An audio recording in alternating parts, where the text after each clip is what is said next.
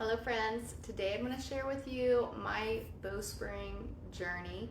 So the topic came up because of a YouTube subscriber who actually commented in the group today that she loved my videos. Emily Meyer, thank you for leaving that message. She loved my videos and she wanted to know my Bowspring story. So I realized it's been a while since I shared it, so I'm going to share it with you all today. So I've been practicing Bowspring since 2017. I learned about Bowspring in May of 2017, and before that I had been practicing regular yoga my whole life. I remember being a young girl and making up yoga poses with my sister. I was a very solitary child, and I would have a lot of fun discovering ways in which I could bend my body. I was also hypermobile as well, so a lot of people who are hypermobile are drawn to yoga just because, hey, it's easy. I wasn't good at sports or, in fact, any kind of athletics besides stretching myself. So I was always last picked in gym class and just terribly, embarrassingly horrible at running, playing sports with balls, and almost anything with the exception of swimming. I did take to that. But that lasted for a while, and it was kind of traumatizing because, I wanted to connect with the other children in that way, but I just felt like I couldn't. And nobody could really teach me how to do that. So fast forward to my teenage years, I started studying yoga. I learned from a drama teacher when I was in middle school, actual yoga poses, and then I got my first yoga book in high school, and really nerded out about that through college, and then got some DVDs and some more books and just studied on my own. I didn't have enough money to go to a yoga studio, and eventually in my early 30s, I got certified as a yoga teacher, and I started teaching yoga to people, and I started getting really into different philosophies. I was really into Iyengar philosophies and alignment. I was always a nerd about alignment, so I wanted to get the exact best alignment ever. I studied Bikram sequence and alignment as well, and eventually I started having issues with my body, especially my pelvic floor and my low back. So I was having some pelvic floor dysfunction that were causing issues that made it hard to go to the bathroom. The muscles down there were not functioning correctly, and it was quite miserable.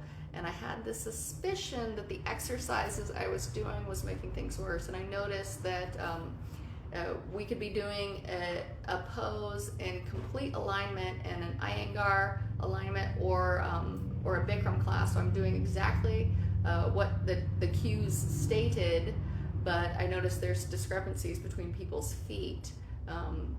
Just maybe somebody's ankles buckle in. I'm like, why isn't that a part of the cue? And just these little questions are coming up in my mind as I nerd out about alignment.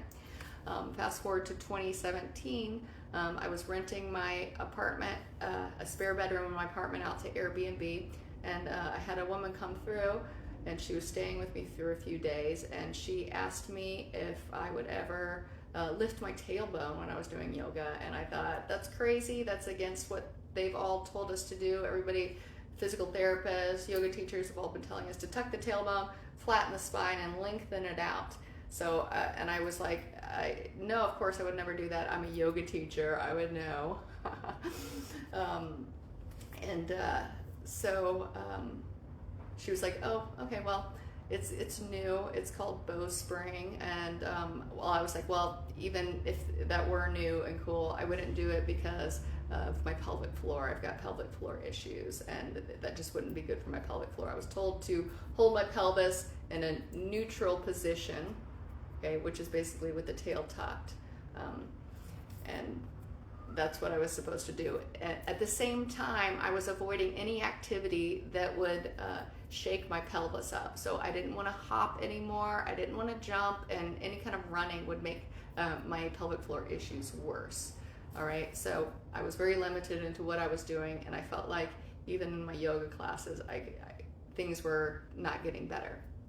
Um, so I was curious when she told me about this, so I immediately went online, did a Google search, what is Bowspring, and I found their website. And the thing that intrigued me the most was that they said it was a universal alignment that you could use in any kind of exercise, and it would make you stronger.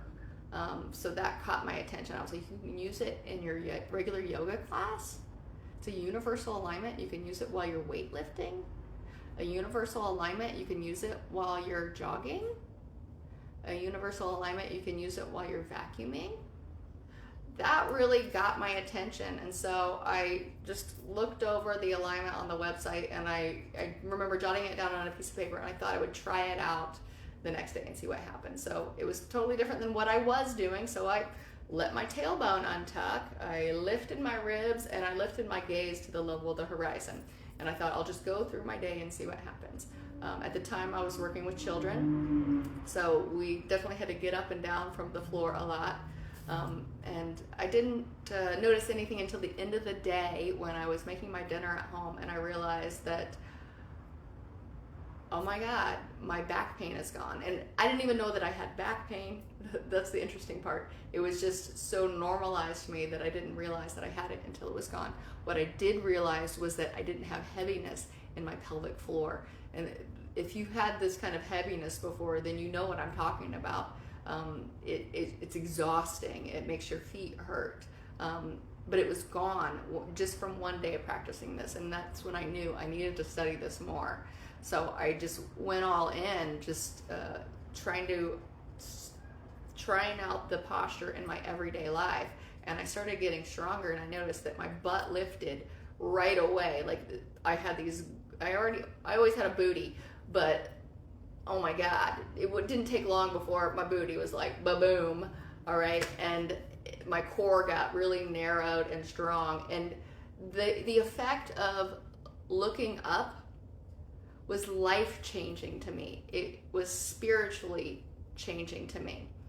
Because for the first time in my life, I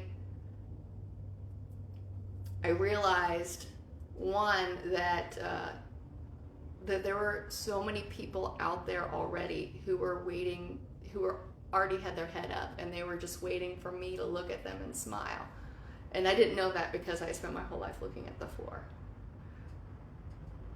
And what I realized was that the world was a much kinder place than I thought it was.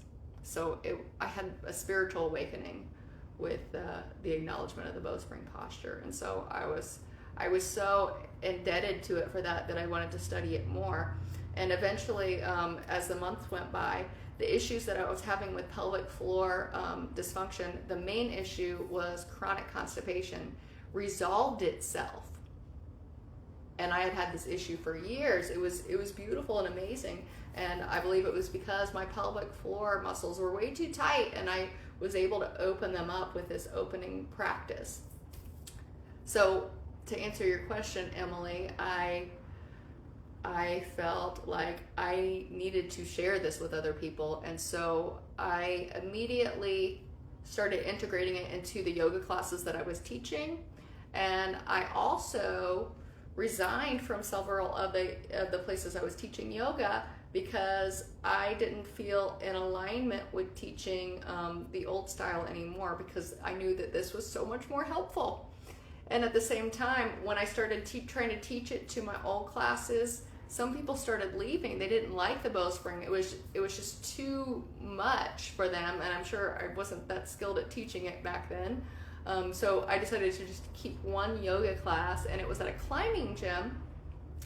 And I felt that they were more open to accept the Bowspring, one, because they weren't, hardcore yogis anyway. They were just, they were climbers who were coming in to take a yoga class, so they didn't really know the difference. And two, they were climbers and they were very athletic, and that served to their advantage because they already had the glutes. In fact, the climbing posture is a lot like Bowspring itself. So that was another reason. So I used the climbing gym yoga class as an experiment to transition to teaching Bowspring. So back in 2017, I was a much different person than I am today. For one, I didn't have as much confidence. My friend group was completely different. and I had a lot less security financially, so living paycheck to paycheck. And that's another thing that I felt that the Bowspring did for me. It was help give me confidence to start my own business, confidence to travel, which I had never traveled before. So the first time I traveled by myself as an adult, and I think at this time I was 36, back in 2017. It was the first time I'd ever traveled by myself as an adult. Like, I've never been on a vacation as in my whole adult life before this. So this was my vacation. I looked up, I'm like, I gotta meet these Bowspring people. So I looked up when are they coming and where are they coming closest to me, and I found out that like in 6 months they were gonna go to Chicago. So I was like, I'm gonna go. So it was a huge journey for me just to go to Chicago from Indianapolis by myself, and I rented out an Airbnb and I went all by myself, and it was just like a hurdle that I had to pass over in my empowerment journey. And then after that, the hurdles were much lower for me. I was able to travel more. The next year, I started my own business, and I quit my corporate job, and I started to travel. I went like 5 different vacations. I went all the way to New York City, and I went to Paris the very next year, and I thank my Bowspring enlightenment for that. So as the years went on, Bowspring is a self-discovery journey. So like you never stop learning it, and sometimes it'll be like 3 years and you realize, oh wait, I was doing that kind of wrong. I need to twerk that a little bit, and so I'll get the alignment. My cat's trying to come in here. So I'm still discovering elements of it. I'm still getting stronger. I'm still learning how to be a better teacher, and I don't think I'll ever, I tell people this, once you learn the Bowspring, you can't unlearn it. You'll never be able to think of your body in a different way again, because there's just so much potential if you are open to that self-discovery. Not everybody's open to it. Some people I show this system to, and they're like, no, I don't want to see it. And I remember when I first learned about it too, I remember thinking for the longest time, I wish I hadn't learned about this, because it is a lot. It's a lot to uncover. It's like you were digging to build a foundation of your house, and you found dinosaur bones, or like some kind of key to the mystery of life. And you got a choice. Am I gonna bury it back and forget about it, or am I gonna keep digging and find more? Because there's pain when you find more. I mean, there's pain in the unraveling of the self. So that's all I've got to say now. I hope you all have enjoyed this. I hope somebody found something interesting. If you got any more questions, then drop them below. Bye-bye.